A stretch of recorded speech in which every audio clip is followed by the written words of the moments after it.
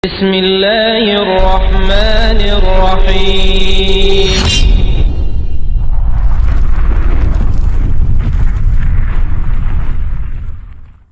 Assalamualaikum warahmatullahi wabarakatuh.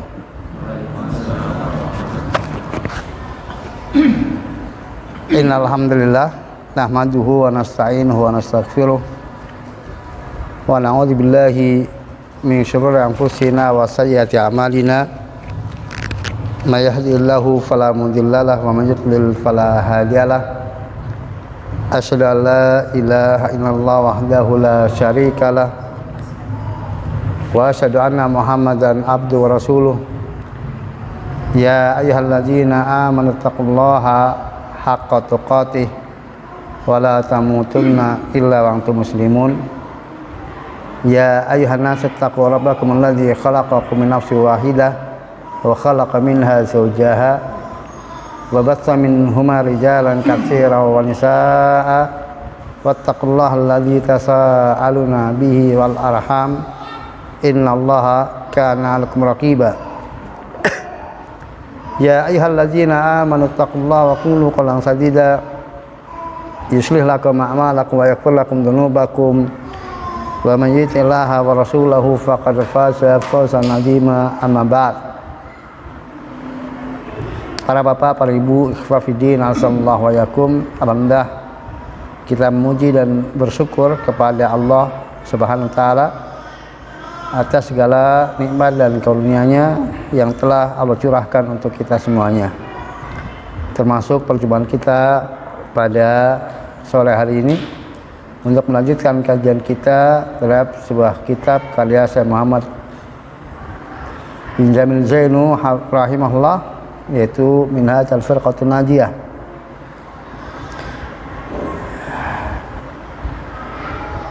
Para bapak, para ibu, ikhwafin rahimani wa rahmatullah, kita sampai pada pasal yang kedua yang beliau sampaikan, yaitu Minhaj al-Firqatun Najiyah, yaitu jalan hidup golongan yang selamat.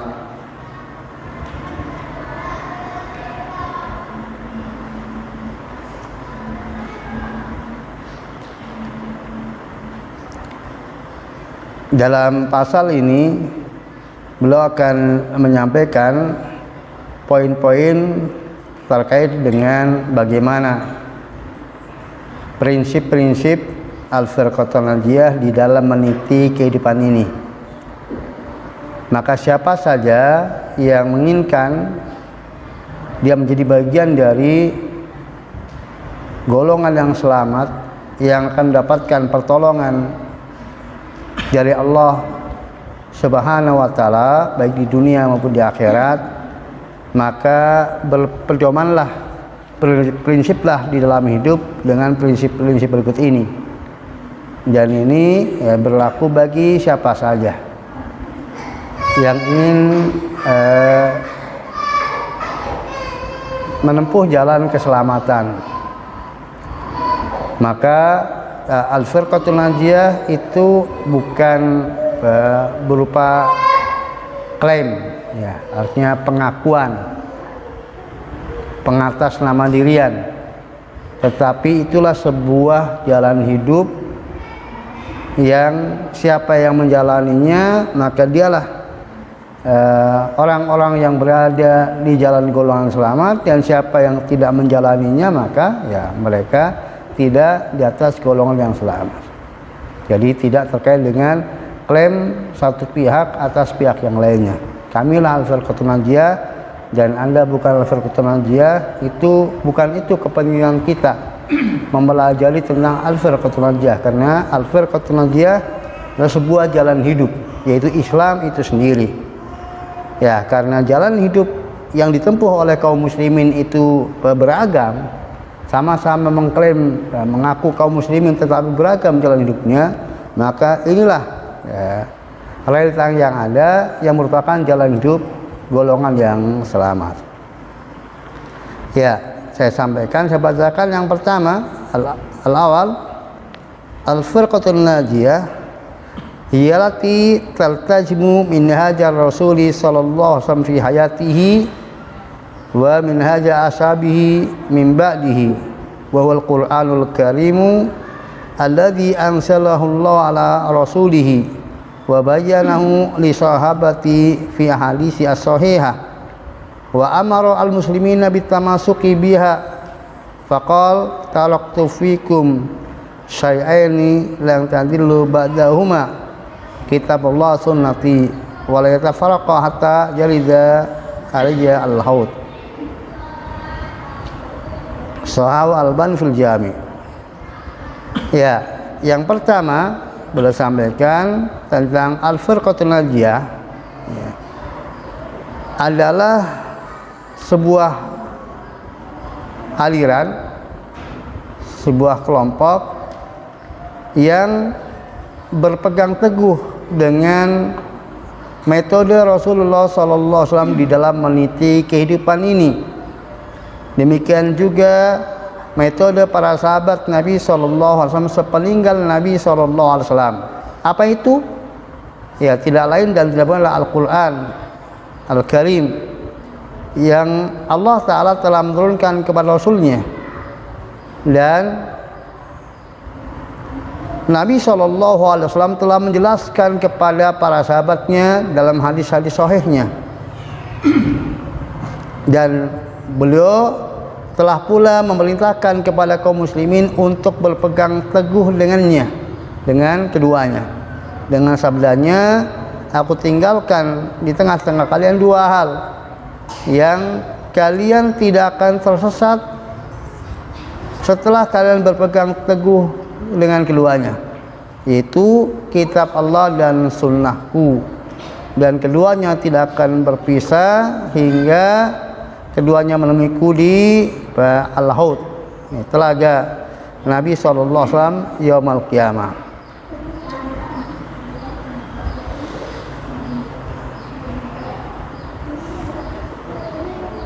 Ikhfafin rahimani wa rahmatullah, ini poin yang pertama. Yang inti dari poin pertama ini bahwa jalan hidup golongan yang selamat adalah berpegang teguh dengan metode hidup Rasul Sallallahu Alaihi Wasallam. Ya, jalan yang golongan yang selamat adalah tidak lain dan tidak bukanlah jalan Rasulullah itu sendiri yang telah ditempuh oleh Rasulullah Sallallahu Alaihi Wasallam di masa hidupnya dan dilanjutkan oleh para sahabatnya sepeninggal Nabi Sallallahu Alaihi Wasallam, yang tidak lain dan tidak bukanlah Al-Quran dan hadis Nabi SAW yang sahih. Maka karena itulah jalan keselamatan, Nabi SAW telah berwasiat kepada para sahabatnya untuk dilanjutkan kepada kaum muslimin sepanjang masa, agar mereka berpegang teguh dengan keduanya dengan sabdanya tadi, taraktu fikum syai'aini lan tadillu ba'dahuma kitab Allah wa sunnati. Ya, jadi Al-Firqatul Najiyah jelas rujukannya ya Al-Quran dan As-Sunnah, bukan kitab lain, bukan perkataan siapapun juga. Tetapi seandainya menukil perkataan siapapun juga, itu adalah karena mereka mengembalikan kepada Alkitab dan Sunnah, merupakan penjelasan terhadap Alkitab dan As-Sunnah. Ya, ini harus kita yakini bersama dan harus diketahui oleh semua kaum muslimin, siapapun orangnya, bahwa mereka tidak akan menempuh jalan keselamatan sampai mereka mau berpegang teguh dengan Al-Quran dan hadis-hadis Nabi SAW. Nah, dari poin yang pertama ini saya ambil beberapa pelajaran. Yang pertama, Rasul wafat dengan meninggalkan pedoman hidup yang sempurna. Ya, jadi ini keyakinan kita semuanya, bahwa Rasul wafat dengan meninggalkan pedoman hidup yang sempurna. Maka wafatnya Rasulullah itu kaum muslimin tidak kehilangan dengan pedoman hidup. Karena ketika Rasulullah wafat, ya, posisi pedoman hidup peninggal Rasulullah sudah tersampaikan secara sempurna. Kemudian yang kedua, jaminan keselamatan, adanya jaminan keselamatan bagi yang berpegang teguh dengannya.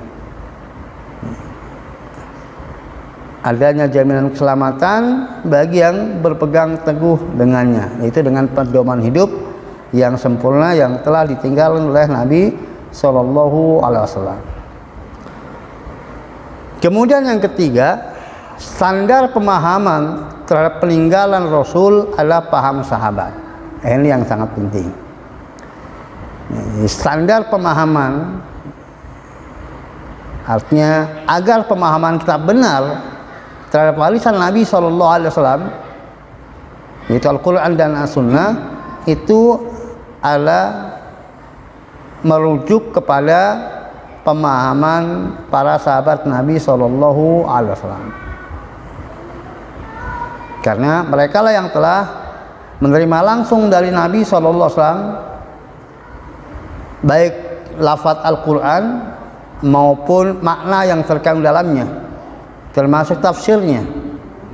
Mereka lah yang mendengar langsung dan melihat langsung praktek berislamnya Nabi Shallallahu Alaihi Wasallam dan penjelasan Islam dari Nabi Shallallahu Alaihi Wasallam langsung sebagai pemegang tunggal dari Allah SWT kewenangan untuk menjelaskan hakikat Islam, hakikat agama Allah, yang Allah tidak akan menerima agama selain Islam. Innad dina indal Islam, wa may yabtaghi ghairal Islam dinan falan yuqbala minhu wa fil akhirati minal khasirin. Agama di sisi Allahnya Islam, dan siapa yang mencari selain Islam sebagai agamanya, maka tidak akan diterima oleh Allah darinya. Kemudian yang keempat, di antara kenikmatan bagi yang berpegang teguh dengannya adalah perjumpaan dengan Rasul di telaganya dan minum darinya. Di antara kenikmatan bagi yang berpegang teguh dengannya, itu dengan jalan hidup Rasul Sallallahu Alaihi Wasallam, adalah dia akan berjumpa dengan Rasul di telaganya dan minum darinya. Ya, sebagaimana kita ketahui atau perlu diketahui bahwa akidah Al-Firqatul Najiyah, akidah Ahlussunnah wal Jamaah, dan akidah seluruh kaum muslimin di dunia ini yang memiliki akidah yang benar, bahwa kelak di padang mahsyar sebelum kaum mukminin masuk ke surga, ada sebuah peristiwa, yaitu tentang mendatanginya haud Nabi Shallallahu Alaihi Wasallam, telaga besar yang luasnya sepanjang lebarnya sejauh 1 bulan perjalanan, dan hanya golongan yang selamat yang akan diberikan kesempatan mendapatkan anugerah berupa minum dari telaga tersebut, yang mana siapa yang minum darinya 1 teguk saja, maka la yatma abadan, dia tidak akan pernah haus untuk selamanya. Di mana airnya itu lebih putih dari air susu, lebih manis dari madu, dan lebih wangi dari minyak kasturi. Siapa yang meminumnya maka tidak akan pernah haus untuk selamanya. Ya, ini poin yang pertama, jalan hidup Al-Firqatul Najiyah. Poin yang kedua, beliau sampaikan Al-Firqatul Najiyah ta'udu ila kalamillahi wa rasulihi hina at-tanazu wal ikhtilaf amalan biqauli ta'ala fa in tanaza'tum fi syai'in farudduhu ila Allahi wa rasul in kuntum tu'minuna billahi wal yawmil akhir dzalika khairu ahsanu ta'wila. Wa qala ta'ala fala wa rabbika la yu'minuna hatta yuhaqqimuka fima shajara bainahum thumma la yajidu fi anfusihim harajan mimma qadaita wa yusallimu taslima. Poin yang kedua yang menjadi jalan hidup golongan yang selamat, beliau sampaikan bahwa golongan yang selamat itu merujuk kepada firman Allah dan sabda Rasulullah ketika terjadi perselisihan, ketika terjadi silang pendapat, maka mengembalikan urusannya kepada firman Allah dan sabda Rasulnya Sallallahu Alaihi Wasallam. Hal itu sebagai wujud pengamalan terhadap firman Allah Ta'ala surat An-Nisa ayat 59. Di dalam surat An-Nisa ayat 59 Allah berfirman, fa in tanaza'tum fi syai'in, maka apabila kalian terjadi perselisihan silang pendapat tentang sesuatu, maka faruddu ilallahi wa rasuli, kembalikanlah, merujuklah kepada Allah dan Rasulnya. In kuntum tu'minuna billahi wal yawmil akhir, jika kalian betul-betul beriman kepada Allah dan hari akhir, dzalika khairu ahsan ta'wila, itulah jalan yang terbaik yang akan mengakibatkan yang terbaik, hasil yang terbaik. Surat An-Nisa ayat 59. Demikian juga sebagai bentuk pengamalan dari firman Allah dalam surat An-Nisa ayat 65, di mana Allah berfirman, fala warabbika la yu'minun, demi Tuhanmu sekali-kali mereka tidak beriman, mereka bukanlah orang yang beriman, hatta yuhaqqimuka fima syajara bainahum, hingga mereka menjadikan engkau sebagai hakim, sebagai pemutus terhadap apa yang terjadi perselisihan di antara mereka.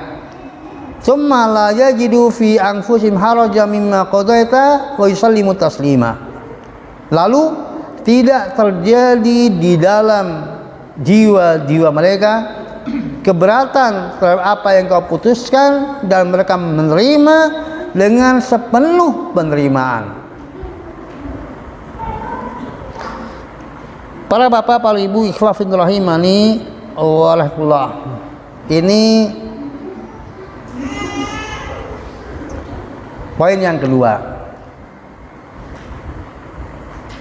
jalan hidup dari golongan yang selamat.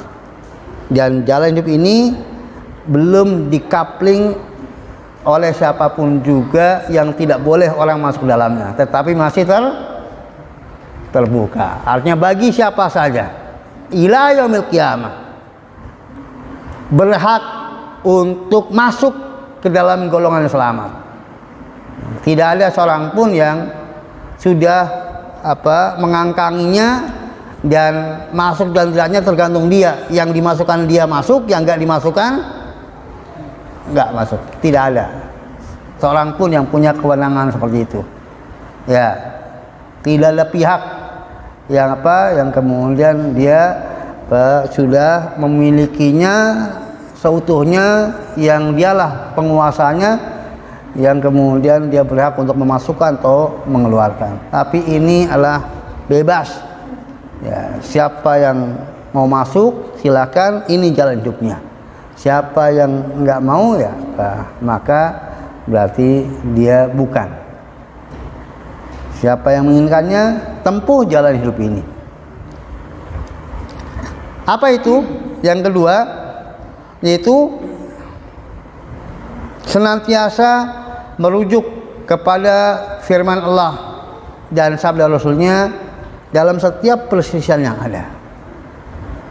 Para bapak, para ibu, ikhwah fillah rahimani wa rahimakumullah,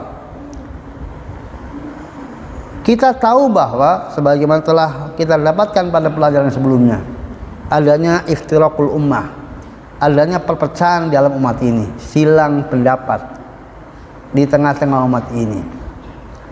Yang saya sampaikan bahwa silang pendapat di antara umat ini ada secara umum terbagi menjadi dua, yaitu yang khilaf tanawu, perbedaan yang bersifat redaksional, di mana hanya redaksinya saja yang berbeda, tetapi maknanya atau substansinya sama, sama-sama dibenarkan, sama-sama dibolehkan, dan tidak boleh untuk saling menyalahkan, karena itu memang sesuatu yang dua-duanya atau tiga-tiganya atau empat-empatnya lah hal yang diperbolehkan, hal yang dibenarkan, dan hal yang ada dasarnya. Maka ya silahkan mau menggunakan yang A, B, C, D, atau nggak usah diperdebatkan karena substansinya sama, makna yang terkandung dalamnya sama, hanya redaksinya yang berbeda. Itu namanya ikhtilaf tanawu. Kemudian yang kedua adalah ikhtilaf tadad. Itu perbedaan yang tidak mungkin dikompromikan. Kalau kita membenarkan yang satu, itu artinya menyalahkan yang lainnya. Tidak mau tidak. Ya. Tidak mungkin ini benar karena itu hal yang kontradiksi. Kalau kita membenarkan yang satu, otomatis menyalahkan yang lain. Ya. Itu ikhtilaf tadad namanya. Nah, maka yang dimaksud bahwa kemudian tanazu, ya, perselisihan yang tercela, yang harus dicari solusinya, harus dicari titik temunya, adalah perselisihan yang bersifat tadad tadi, yang saling kontradiksi. Nah, ketika Allah SWT menyatakan fa in tanaza'tum fi syai'in faruddu ila Allahi Rasul, maka itu pasti ada solusinya, pasti ada titik temunya. Nah, terkadang untuk menemukan titik temu itu bisa ketemu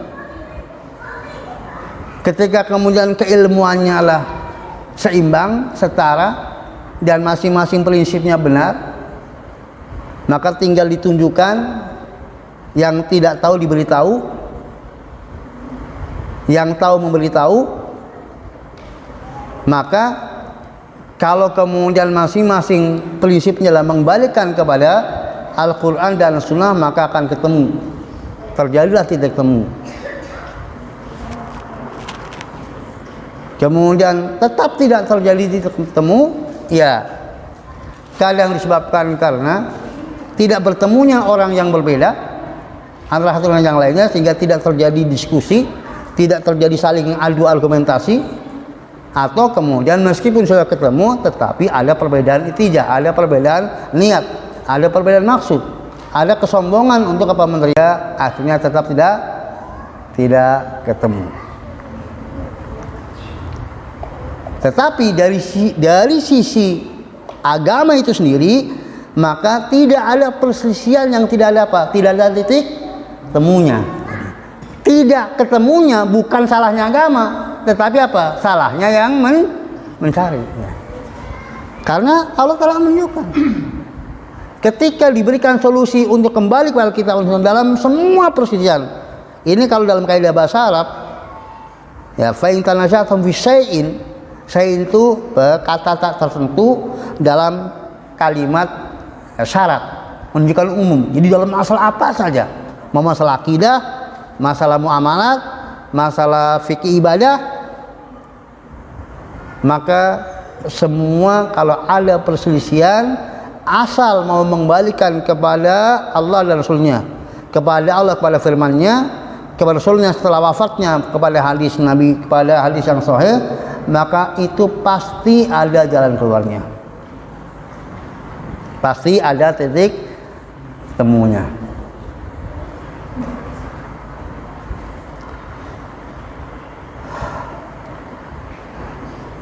Kemudian pada ayat yang kedua yang saya sampaikan di sini, kalau tadi adalah arahan kewajiban yang telah disampaikan oleh Allah agar dalam setiap perselisihan merujuklah kepada Alkitab dan Sunnah. Adapun pada ayat yang kedua, ini sumpah dari Allah. Allah bersumpah bahwa kalau ada perselisihan terjadi, lalu kemudian ada pihak yang tidak mau merujuk kepada Kitab dan Sunnah, maka ketahui bahwa pihak tersebut bukan orang-orang yang beriman kepada Allah dan hari akhir. Fala warabbika la yu'minun. Sekali-kali, ya demi Tuhanmu, sekali-kali mereka tidaklah beriman. Hatta yuhakimuka fima shajara bainahum. Sampai mereka menjadikan kau sebagai hakim. Maka dalam setiap hati kita, kalau kita mengaku beriman kepada Allah dan hari akhir, harus siap untuk diperdengarkan kepada kita kitab Allah dan sabda Rasulnya ketika apa? Ketika kita berbeda dengan saudara kita, dengan tujuan agar makna yang terkandung dalam firman Allah dan hadis Nabi tersebut itu yang betul-betul masuk ke dalam hati kita. Karena kita adalah sungguh-sungguh ingin berhakim kepada Rasulullah sebagai orang yang diutus oleh Allah menyampaikan jalan hidup kepada kita. Di kebersihan hati, ketulusan hati untuk siap menerima keputusan Rasul sallallahu alaihi wasallam dalam setiap permasalahan yang menjadi sumber perselisihan di antara sesama kita. Dan tidak cukup sampai di situ. Ya, setelah kemudian kita bertekad kuat untuk merujuk kepada Alkitab dan As-Sunnah terhadap keputusan Rasulullah sallallahu alaihi wasallam yang sampai kepada kita, yang kita dengar, maka yang kedua harus berlapang dada. Tidak boleh ada protes, tidak boleh ada unsur keberatan, mempermasalahkan, mempertanyakan tentang kebenaran keputusan tersebut. Yang ketiga, kita menerima dengan sepenuh penerimaan. Artinya kita tunduk patuh melaksanakan apa yang menjadi keputusan Rasulullah sallallahu alaihi wasallam.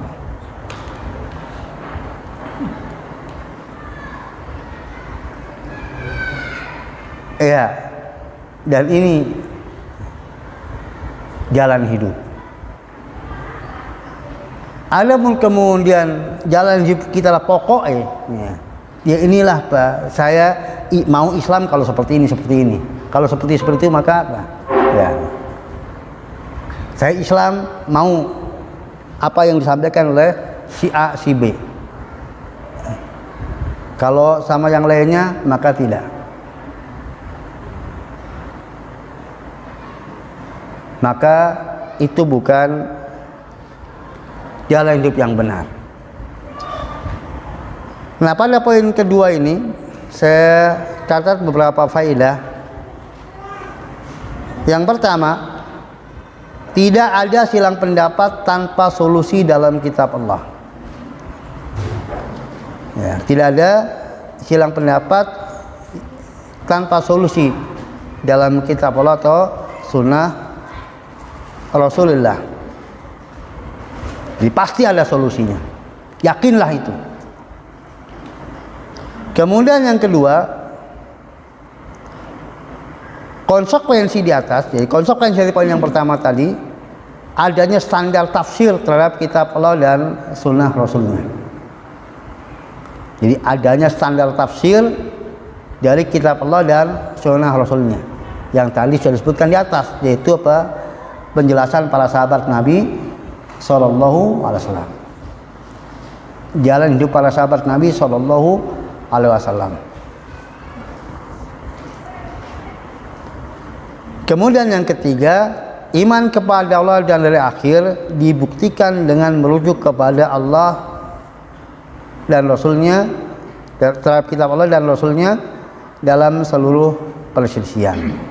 Iman kepada Allah dan hari akhir dibuktikan dengan merujuk kepada kitab Allah dan sunnah Rasulullah dalam seluruh perselisihan. Yang kelima, syarat benarnya iman, ya, satu, bertahkim kepada Rasul, yaitu menjadikan Rasul sebagai hakim. Yang kedua, lapang dada kepada keputusan Rasul. Kemudian yang ketiga, tunduk melaksanakan keputusan Rasul. Ini Pak, poin-poin yang bisa saya catatkan mengambil faedah dari poin yang kedua.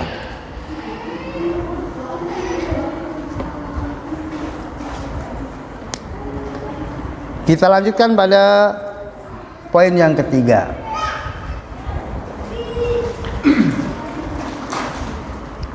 Beliau sampaikan al-firqatul najiyah la tuqaddimu kalama ahadin ala kalamillahi wa rasulihi amalan biqouli ta'ala ya ayyuhalladzina amanu la tuqaddimu baina yadayillahi wa rasulihi wattaqullaha innallaha samiun alim. Wa qala Ibnu Abbas akhsha an tanzila alaikum hijaratan minas sama aqulu lakum qala Rasulullah wa taquluna qala Abu Bakrin wa Umar. Poin yang ketiga beliau sampaikan bahwa golongan yang selamat itu tidak mengedepankan perkataan siapapun juga atas perkataan Allah dan Rasulnya, atas firman Allah dan Rasulnya, sebagai bentuk pengamalan terhadap firman Allah Ta'ala, wahai ya ayyuhalladzina amanu, wahai orang yang beriman, la tuqaddimu baina yadayillahi wa rasulihi, janganlah kalian mendahului Allah dan Rasulnya, wattaqullaha innallaha samiun alim, maka bertakwalah kepada Allah, sungguh Allah Maha mendengar lagi Maha mengetahui. Surat Al-Hujurat ayat 1. Wa qala Ibnu Abbas, dan juga mengambil pelajaran dari kalam Ibnu Abbas. Ibnu Abbas pernah mengatakan radhiyallahu anhu, akhsha an tanzila alaikum hijarah minas sama, saya khawatir hujan batu menimpa kalian dari atas. Aku lakum qala Rasulullah, ketika aku mengatakan kepada kalian Rasulullah telah bersabda, wa taquluna qala Abu Bakrin wa Umar, namun kalian membantahnya dengan perkataan Abu Bakar dan Umar.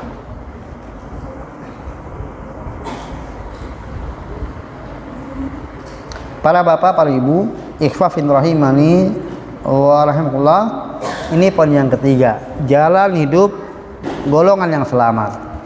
Apa itu? Yaitu menjadikan kalam Allah dan Rasulnya itu rujukan pertama kali, dan tidak mengedepankan perkataan siapapun mendahului perkataan Allah dan Rasulnya. Jadi ketika kemudian kita memiliki satu paham dalam agama ini,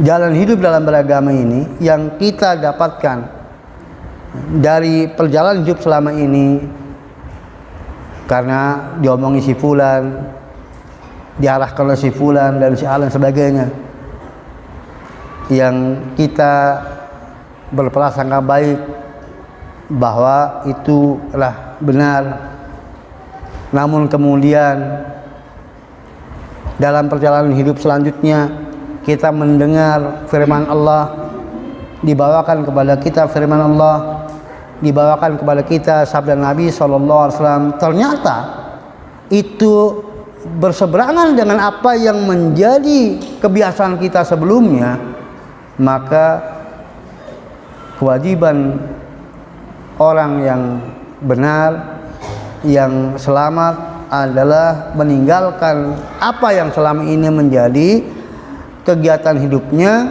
dengan mengira itulah bagian dari agama, dan ternyata bukan, untuk kembali kepada firman Allah dan sabda Rasulnya.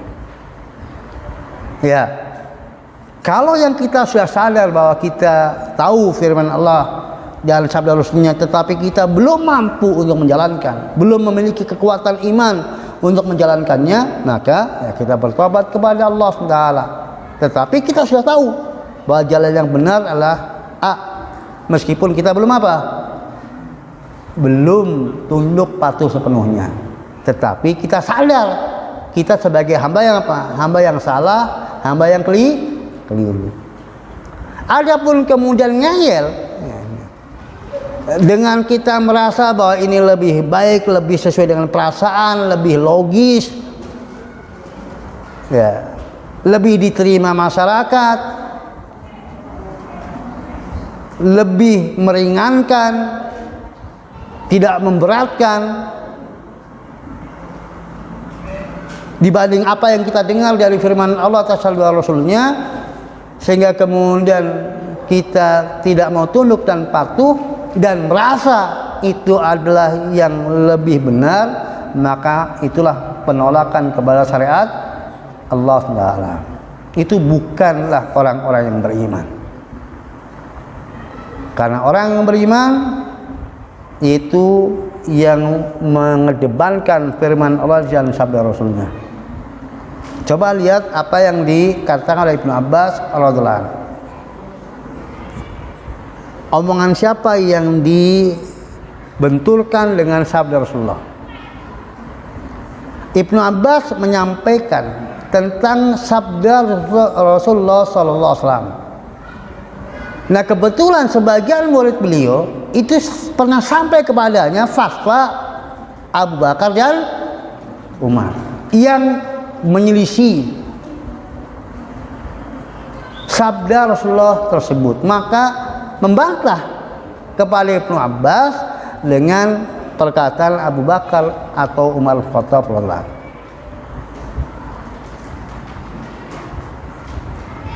Maka dengan tegas beliau menyatakan, akhsha antang sila alaikum hijara minas sama. Saya khawatir akan hujan batu dari atas menimpa kalian. Aqulu qala Rasulullah wa taquluna qala Abu Bakar Umar. Di mana aku mengatakan Rasulullah bersabda, tetapi kalian bantah dengan perkataan Abu Bakar dan Umar. Padahal Abu Bakar dan Umar adalah orang terbaik, termulia, tertakwa setelah Nabi Muhammad SAW. Itu pun tidak boleh perkataannya dijadikan sebagai bantahan atas sabda Rasulullah Sallallahu Alaihi Wasallam. Maka namanya orang beriman, sekali lagi, hidupnya itu adalah terikat dengan jalan hidup Rasulullah SAW, terikat dengan sabda Nabi SAW. Maka apa yang disabdakan Nabi adalah sami'na wa ta'na, dan kita buang, kita tinggalkan perkataan siapapun juga, betapapun kedudukannya. Dan jangan sampai kemudian menjalar di tengah-tengah kita sebuah paham yang mengatasnamakan itu dari Nabi SAW, tetapi didapatnya setelah wafatnya Nabi SAW.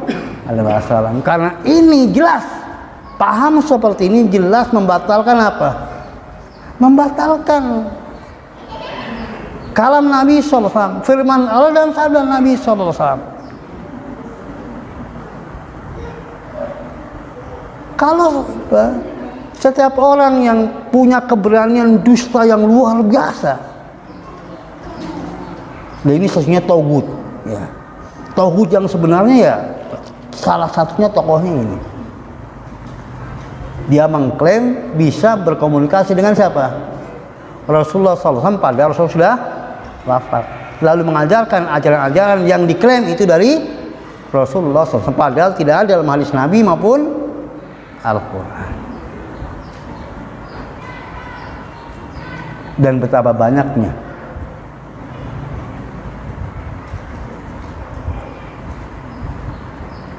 demikian juga paham-paham yang senantiasa menafsirkan Alkitab dan As-Sunnah sesuai dengan perasaannya, sesuai dengan logika dangkalnya, sesuai dengan kearifan lokalnya. Memang begitu bunyi hadisnya, tapi itu nggak pas kalau diterapkan di, memang begitu tapi padahal agama ini untuk apa?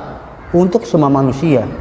Jadi kalau kemudian ya, ini akan menyulitkan orang terapkan, ya ganti yang kira-kira apa? Yang kira-kira lebih bisa dilaksanakan oleh manusia. Ini padahal kesulitan itu adalah dari pikirannya, dari perasaannya. Karena agama itu sendiri justru menginginkan yuridu bikumul yusra wala yuridu bikumul usra. Bukan dibalik. Di agama itu menginginkan kemudahan dan bukan kesulitan. Maka seluruh tata aturan agama itu semua mudah. Berat itu karena manusianya yang tidak mau tunduk dan patuh. Bukan kemudian mengambil ayat ini balik. Nah, agama kan mungkin kemudian bukan kesulitan. Jadi setiap kesulitan harus apa? Harus diganti dengan yang mudah. Jadi kalau kita mengalami kesulitan, ganti dengan yang mudah.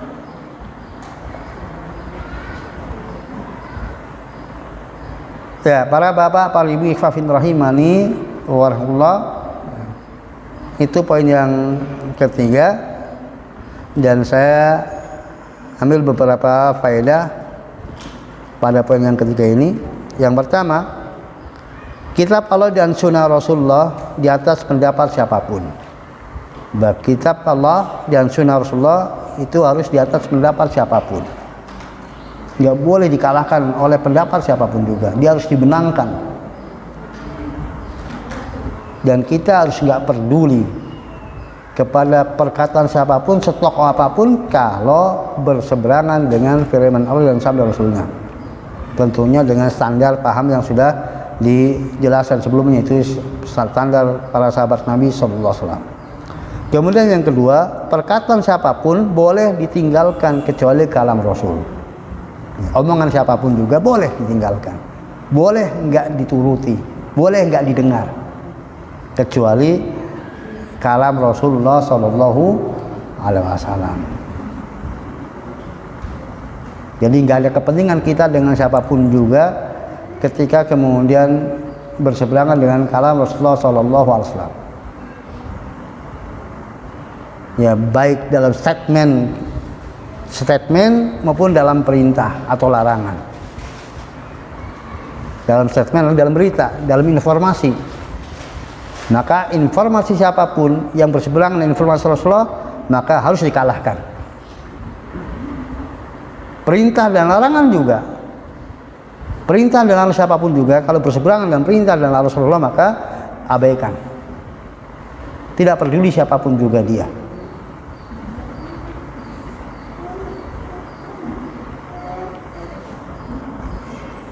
Karena hakikatnya kita lah sedang tunduk dan patuh kepada pencipta jagat raya ini, alam semesta ini. Wa man yuti Rasul faqad ata Allah. Siapa yang mentaati Rasul, maka hakikatnya dia telah mentaati Allah. Dan itu bukti cinta kepada Allah Ta'ala. Qul in kuntum tuhibbunallah fattabi'uni yuhibbukumullah. Katakan jika kalian mencintai Allah, maka ikutilah aku. Demikian perintah Allah kepada Nabi-Nya Sallallahu Alaihi Wasallam. Kemudian yang ketiga, ancaman bagi yang mendahulukan kalam selain Rasul atas kalam Rasul. Ya, ancaman bagi yang mendahulukan kalam selain Rasul atau atas kalam Rasul. Ya, apa yang disampaikan Ibnu Abbas adalah bentuk ketakwaan yang luar biasa yang belum memiliki, di mana setiap penyelisihan terhadap Rasulullah itu adalah resikonya azab. Maka kalau kemudian ada penyelisihan kepada Rasulullah lalu azab itu tidak turun, itu alasnya bentuk apa? Bentuk tangguh. Ditangguhkan untuk kemudian Allah azab dengan tiba-tiba tanpa disangka-sangka sebelumnya di dunia maupun di akhirat, atau ditangguhkan untuk kemudian ya, nanti Allah masih beri kesempatan untuk dia bertobat kepada Allah SWT. Tetapi sesungguhnya setiap bentuk penyelisihan kepada Rasul itu adalah layak mendapatkan hukuman.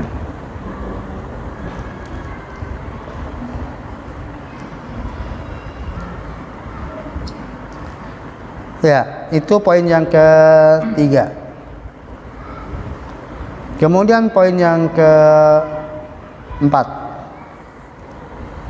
beliau sampaikan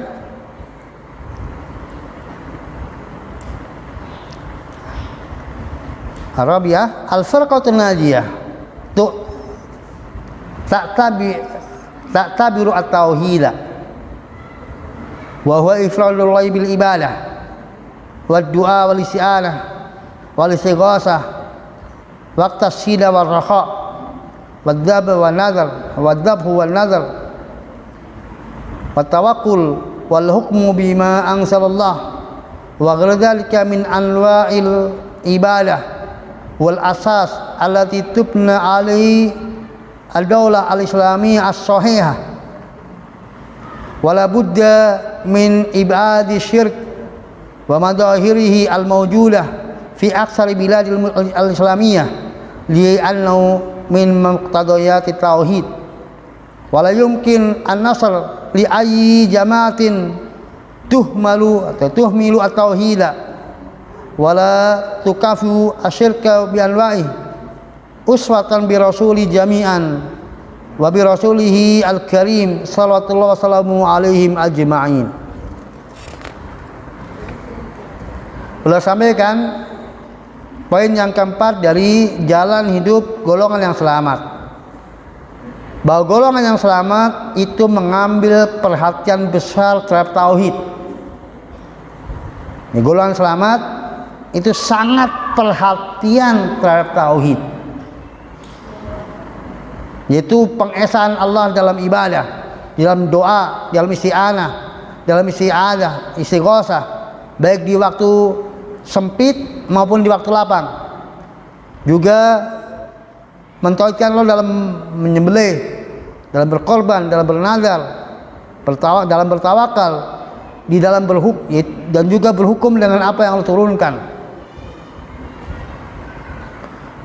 Dan selain daripada itu, dari bentuk-bentuk ibadah, semuanya itu ditauhidkan hanya untuk Allah, dan itulah asas, fondasi yang dibangun di atasnya negeri atau negara Islam yang benar.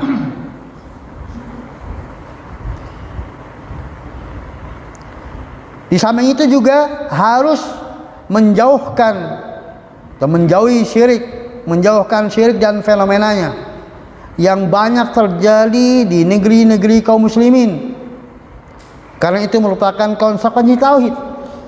Tuntutan tauhid, artinya tidak ada tauhid tanpa pembebasan dari syirik.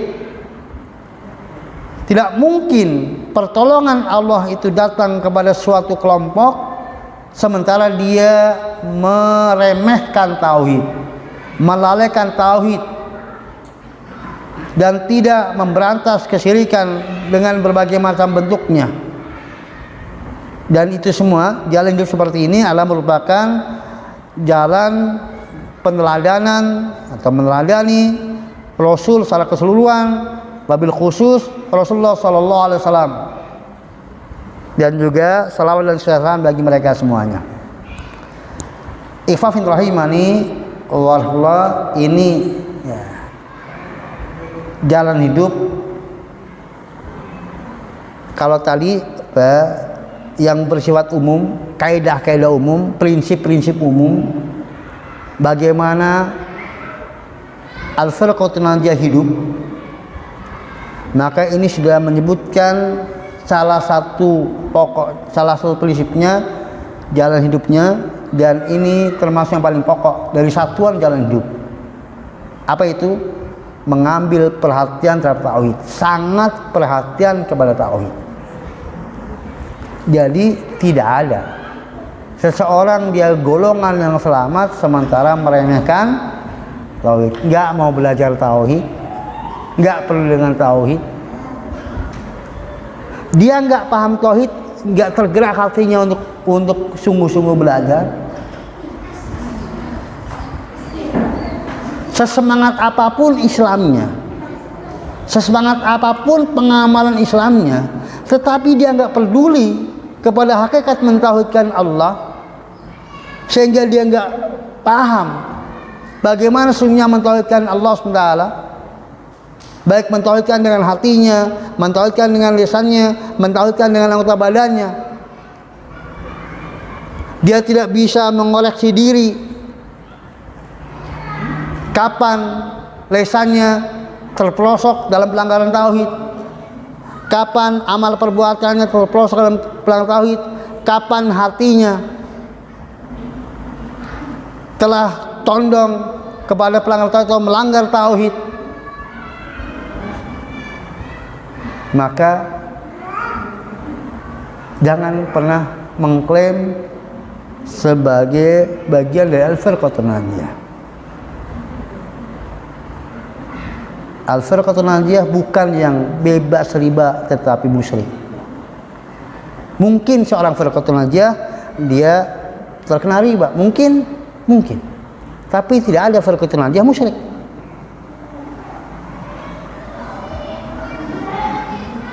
Seorang Firqatun Najiyah mungkin dia minum khamar, mungkin, tetapi tidak ada Firqatun Najiyah kau mengingkari takdir. Tidak ada Firqatun Najiyah kau mengingkari keberadaan Allah di atas arsy.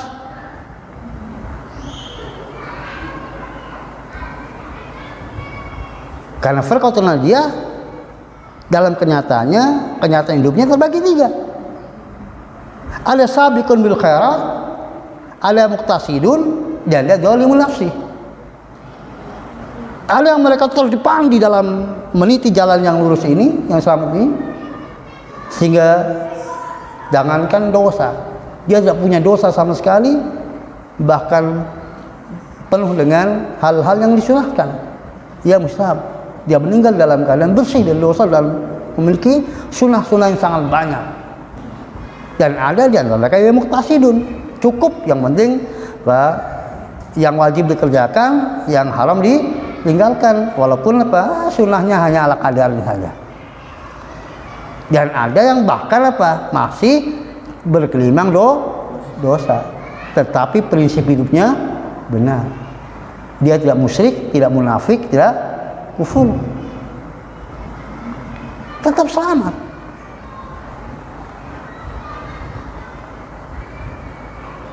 Itu Firqatun Najiyah. Bukan kemudian pendapatnya menjadi pendapat Rasulullah, pemahamannya menjadi pemahaman Rasulullah, mendahulukan kalam siapapun atas Rasulullah, dan mengabaikan tauhid, sesuatu yang menjadi perjalanan hidup Rasulullah dan para sahabatnya, yang karena itu Rasul diutus. Dan bahkan seluruh Rasul diutus oleh Allah untuk kemudian menyampaikan tauhid kepada umat manusia. Maka sangat disayangkan kalau sebagian pendosa hijrah dari dosanya bukan kepada memiliki prinsip yang benar, tetapi hanya dia terbebas dari dosa yang selama ini, tetapi berpindah kepada jalan hidup yang sesat.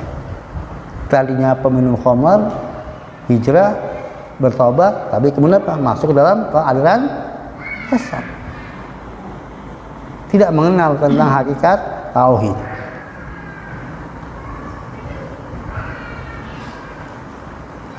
Tidak paham tentang hakikat makna la ilaha illallah Muhammad Rasulullah.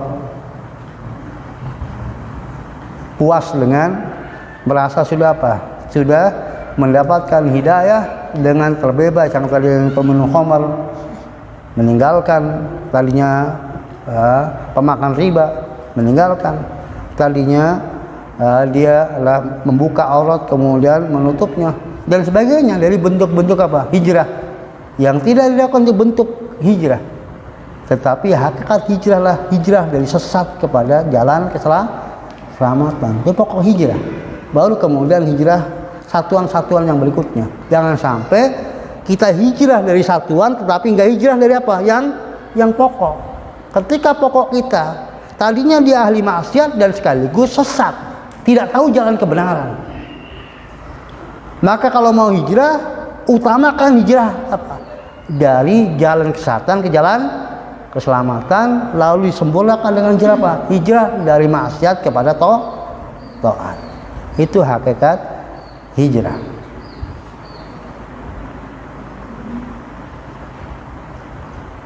Para bapak, para ibu ikhwan rahimani, itu poin yang keempat. Dan saya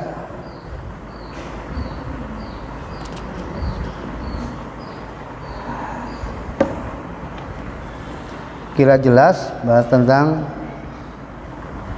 poin yang keempat ini. Menjadi pelajaran bagi kita semuanya.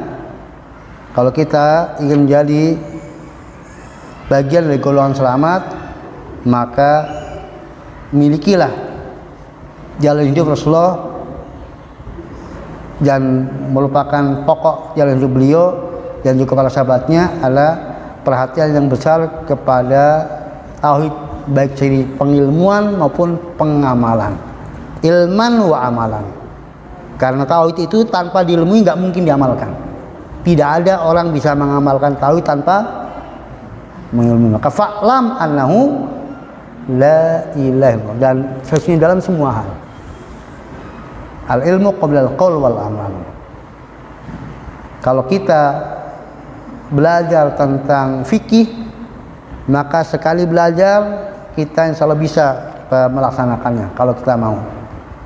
Tapi untuk tauhid maka butuh proses yang panjang. Untuk kita bisa mengamalkan tauhid lahir dan batin itu butuh proses yang panjang. Maka Rasulullah SAW dalam dakwahnya 10 tahun di Mekah, beliau mengkonsentrasikan dakwah tauhid. Hukum-hukum syariat tidak turun kecuali di akhir-akhir masa Makkiyah, masa kehidupan Rasul di Mekah. Beliau menanamkan, dan itu pun tidak berhenti setelah di Madinah. Terus di samping turun hukum-hukum syar'i, maka penekanan tauhid terus dilanjutkan bahkan sampai akhir hayat Nabi SAW. Peringatan yang paling keras yang disampaikan Nabi sebelum wafatnya adalah tentang fenomena yang akan terjadi, yang sudah terjadi dan beliau khawatirkan terjadi pada ini, yaitu fenomena memakmurkan kuburan dengan masjid atau bentuk-bentuk ibadah. Laknatullah al-yahud wa nasar ittakhadhu qubur anbiya'ihim masajid. Allah melaknat kaum Yahudi dan Nasrani karena telah menjadikan kuburan nabi-nabi mereka sebagai tempat ibadah. Dan sesuatu yang diperingatkan Nabi bahkan 5 hari juga itu ketika detik-detik menjelang wafatnya, ketika 5 hari sebelum wafatnya Nabi juga sudah mengingatkan hal itu, menunjukkan bahwa akhir hidup Nabi itu sangat memperingatkan tentang hal-hal yang akan menjerumuskan umatnya ke dalam kesyirikan, pelanggaran tauhid, yaitu pemuliaan kepada orang soleh yang berlebihan. Dan itu terjadi. Fenomena yang paling marak di tengah-tengah kaum muslimin yang punya kecenderungan kecintaan kepada orang soleh adalah fenomena pemuliaan kubur mereka.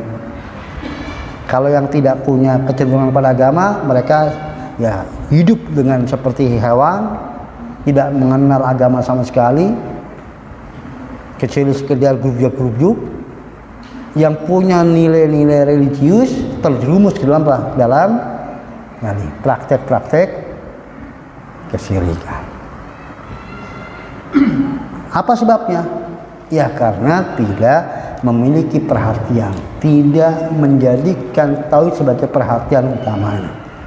Dan ini bisa menimpa siapa saja. Maka ikhwafid rahimani warahmatullah, marilah kita untuk kemudian mengikuti jalan hidup Rasulullah SAW dan para sahabatnya. Dari poin-poin yang sudah beliau sampaikan, dan soal ini jelas menjadi pelajaran bagi kita untuk kemudian kita bisa berpegang teguh dengannya. Ya, saya cukupkan sampai di sini. Ya, untuk selanjutnya lah dibuka untuk pertanyaan.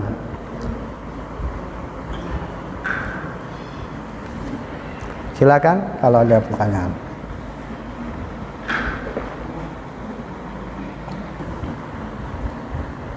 Silakan.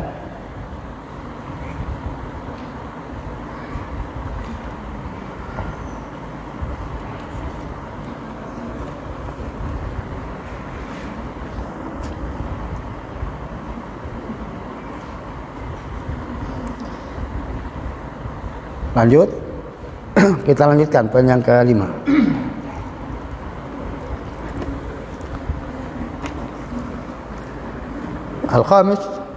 Al-khamisah al-firqatul najiyah yuhyuna sunana rasuli sallallahu alaihi wasallam fi ibadatim wa sulukihim wa hayatim fa asbahu ghuraba baina qaumihim kama akhbar anhum Rasulullah sallallahu alaihi wasallam biqaulihi innal islama bada ghariban wa sayaudu ghariba kama bada fatuba lil ghuraba, rawahu Muslim.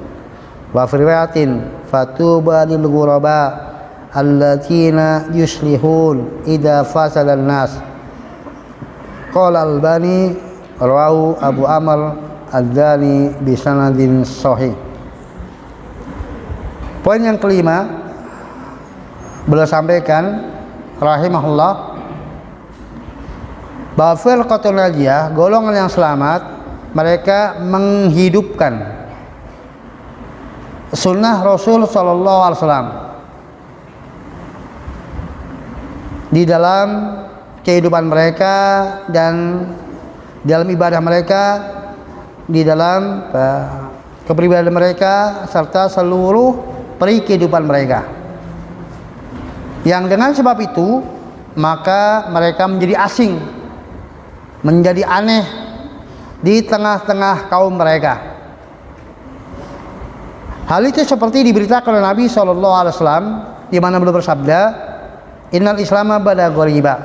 Islam awal pertama kali datang, awal pertama kali kemunculannya, maka dianggap asing, aneh, nyeleneh.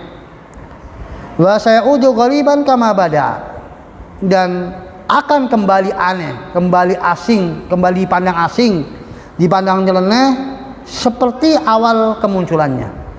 Fatuba lil ghuraba, maka berbahagialah, keberuntunganlah bagi orang-orang yang asing itu, yang asing dengan sebab keislaman yang dimilikinya.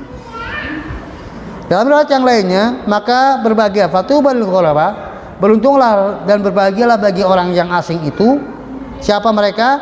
Alladzina yuslihuna idza fasad nas, yaitu orang yang berbuat kebajikan, berbuat islah, yang melakukan perbaikan ketika manusia rusak. Nah, di sini disahihkan oleh Imam Al-Albani rahimahullah. Ikhwafin rahimani wa rahmatullah, ini poin yang kelima yang beliau sampaikan, bahwa jalan hidup firqatul najiyah adalah menghidupkan sunnah Rasul SAW. Jadi semangat menghidupkan sunnah. Dan perlu diketahui bahwa yang dimaksud sunnah ini adalah jalan hidup Nabi.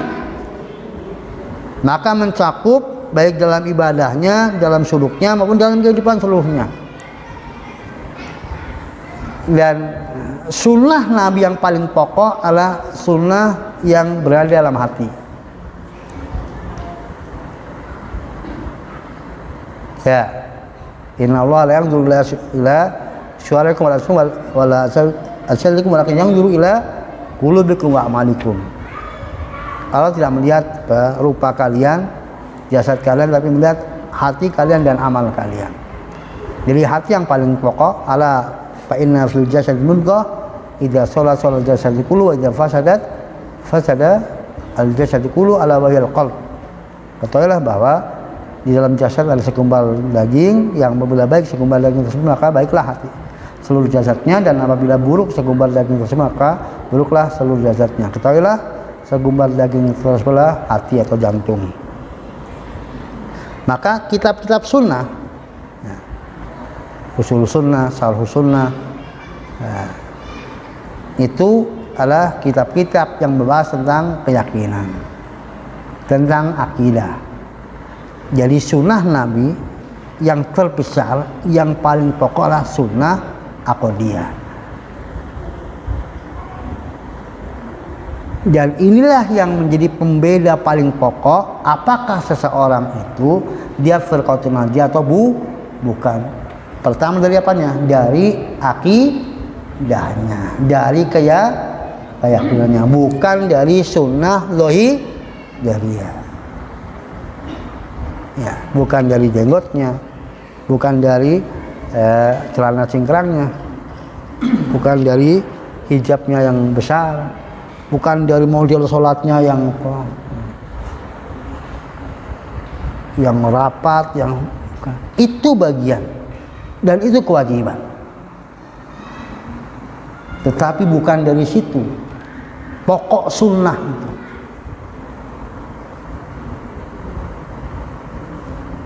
Sunnah paling pokok, maka tidak tampak dia nyungsep di kuburan. Ya, kalau sholatnya rapat, cingkrang, tapi apa kegiatannya nyungsep di kuburan, jelas dia tidak melaksanakan sunnah Nabi yang paling pokok, yaitu menjauhi gulu, hal-hal yang bisa mengantarkan praktek-praktek kesyirikan, apalagi kesyirikan itu sendiri. Dia tahu di mana Rabbnya. Tidak aneh dengan pertanyaan aina rabbuk, di mana Tuhannya. Tidak panas telinganya ketika mendengar ayat-ayat tentang sifat-sifat Allah, hadis-hadis Nabi yang silu rabbuna ila samid dunya.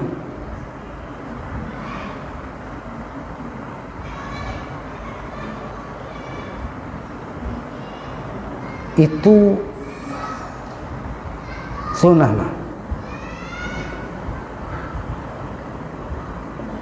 Maka orang yang berada dalam berpegang teguh dengan sunnah, menghidupkan sunnah Nabi, jelas mereka bukan Qadariyah, mereka bukan Khawarij, mereka bukan Murji'ah, mereka bukan Mu'tazilah, mereka bukan Jahmiyah, mereka bukan ingkarul sunnah, mereka bukan Sufiyah.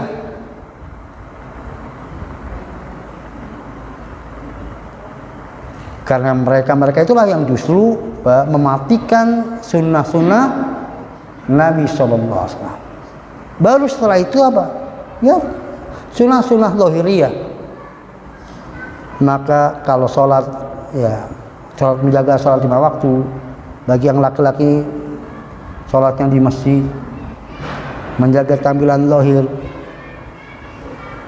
dengan memelihara apa yang mesti dipelihara, membuang apa yang mesti dibuang.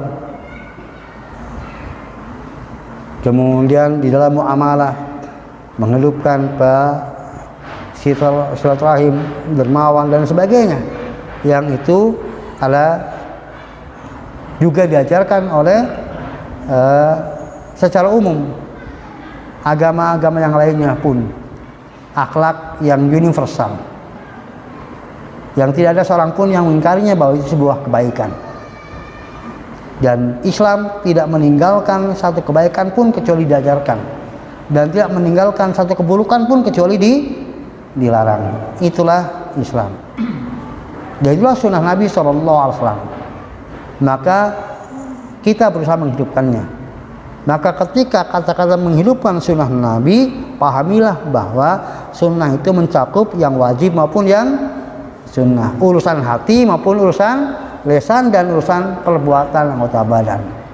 Karena ketika kita membahas tentang sunnah dalam pelajaran jalan hidup, pelajaran akidah, pelajaran manhaj, maka itu lebih kepada merujuk seluruh tata kehidupan Nabi SAW, baik yang lahir maupun yang batin. Nah, untuk poin yang kelima ini, Saya ambil beberapa catatan faedah di sini. Yang pertama,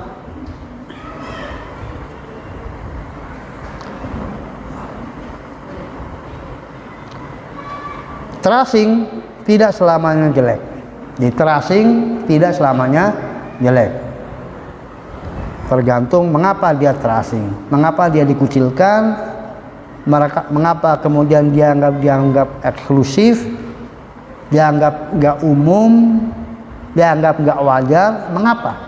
Selama dianggap nyeleneh, nggak wajarnya, nggak umumnya, dan eksklusifnya, tidak wajarnya, itu disebabkan karena sunnah yang dia tegakkan, dan biasanya ini akibat penegakan sunnah yang lahiriah atau diungkapkan sunnah yang batiniahnya.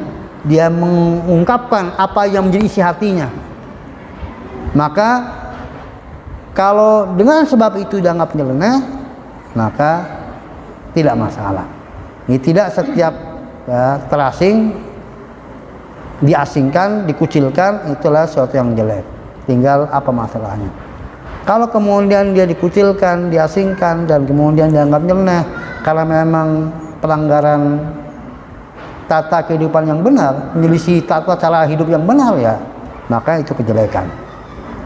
Itu yang pertama. Jadi terasing tidak selamanya jelek. Jadi jangan pernah takut jadi orang yang apa? Orang yang asing, orang yang nyeleneh, orang yang dikucilkan. Yang penting kita punya prinsip untuk berpegang teguh dengan jalan hidup yang benar. Maka la yakhafuna mata lain, tidak takut celaan orang-orang yang suka mencela. Kemudian yang kedua, kebenaran yang awalnya asing bisa menjadi biasa ketika sudah populer. Jadi kebenaran yang awalnya asing bisa menjadi biasa ketika sudah populer. Coba kalau kita melihat negeri kita, ya, untuk tampilan lohir sebelum tahun 80, ya, siapa yang tahun 80 sudah usia SD, maka kita hampir tidak pernah melihat ada wanita Indonesia berjilbab. Betul? Ya. Dan seluruh sekolah negeri, bahkan swasta, kecuali sekolah Islam, itu melarang siswanya apa?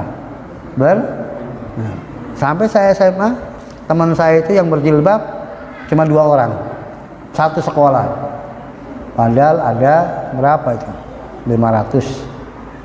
Ya, kan baru mungkin ada 200 lebih, ya, 200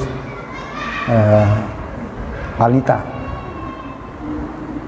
Itu kalau sampai gerbang copot, nanti pulang sampai gerbang baru dipakai. Jadi kalau di dalam sekolah ya dilepas, dipakainya kalau sudah keluar gerbang baru dia pakai.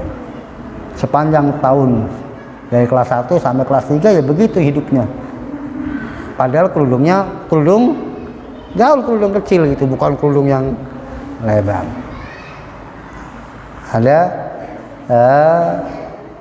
yang karena dia nggak mau melepas, akhirnya dikeluarkan, pindah ke sekolah swasta yang masih sekolah Islam. Itu tahun 90-an. Ya, sekarang bahkan banyak sekolah negeri yang mewajibkan. Ya, kayak Gunung Kidul, itu saya udah ngajar di Gunung Kidul, ya semua siswa muslimah wajib pakai, walaupun dia di rumah tidak pakai, tapi di sekolah wajib pakai. Ya. Kan akhirnya biasa, yang nggak pakai justru nggak biasa. Sekolah kok nggak jilbaban, itu jadi muslimah masuk sekolah nggak jilbaban, itu aneh. Ketika tadi kebenaran sudah menjadi biasa, ya akhirnya bisa diterima. Dan demikian juga dalam banyak hal yang lainnya. Dulu Sulit sekali kita dapatkan fatwa apa? Bunga bank haram. Sulit sekali. Dan sangat aneh kalau orang mengatakan bunga bank haram. Sekarang ya sudah hal yang biasa, maka ada bank syariah. Walaupun ya sebagiannya atau bahkan ya yang syariah betul-betul belum ada, tapi sudah minimal sudah apa? Sudah mengakui bahwa yang lainnya bukan syariah, bukan? Karena ada bank syariah berarti yang itu bukan syariah, tidak sesuai dengan syariah. Itu udah mau nggak mau itu. Karena mereka sendiri ada yang, karena satu bank yang sama, ada bank syariahnya dan ada yang bukan, berarti itu bukan syar'i, ini syar'i. Walaupun ya dua-duanya, walaupun yang syar'i pun masih harus ditinjau kembali. Intinya bahwa kebenaran yang awalnya asing bisa menjadi biasa ketika sudah populer. Seperti Nabi SAW dengan para sahabatnya, lama-lama kemudian Islam diterima, mendunia. Tetapi perjalanan waktunya akhirnya kembali asing lagi. Kemudian yang ketiga, kejahatan menjadi biasa ketika penyebarannya masif. Kejahatan menjadi biasa ketika penyebarannya masif. Sama, kejahatan awalnya juga apa? Asing, tapi kalau sudah terus dipopulerkan, diiklankan, disebarkan, ya akhirnya biasa. Sebagaimana praktek-praktek kesyirikan, itu sesuatu yang sangat dibenci dalam syariat ini. Tapi justru banyak manusia mengklaim dia bagian dari syariat ini, tapi aktivitasnya musyrik. Karena dibiasakan, karena nggak diingkari. Kemudian yang keempat, jaminan kebahagiaan bagi yang berbuat dan mengupayakan kebaikan meski terasing di masyarakatnya. Jaminan kebahagiaan bagi yang berbuat dan mengupayakan kebaikan meski terasing di masyarakatnya.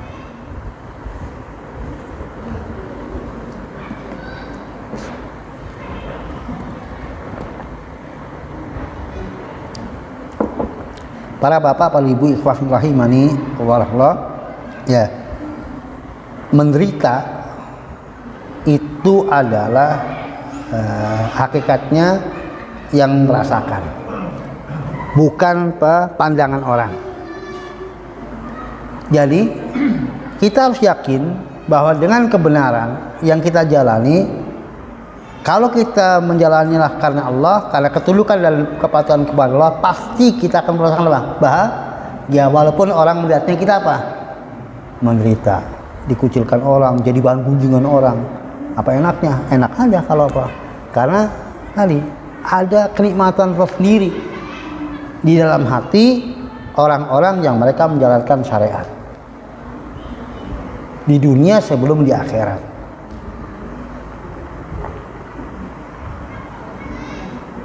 Maka di dunia jannah malam yang alam yadkhul jannah akhirat. Di dunia ada surga. Siapa yang tidak memasukinya maka dia tidak masuk surga akhirat. Ya, kenikmatan menjalankan agama Allah itulah surga dunia. Ketaatan kepada Allah, jadi menikmati ketaatan kepada Allah itulah surga dunia. Ya tentu saja yang tidak merasakan itu ya tidak akan masuk surga karena dia tidak merasakan ketaatan. Kalau dia merasakan keberatan, berarti hakikatnya bukan taat.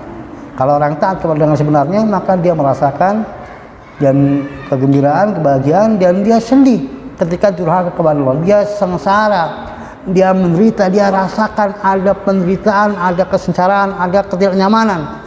Ketika apa? Ketika dirinya durhaka kepada Allah. Itulah calon penghuni surga.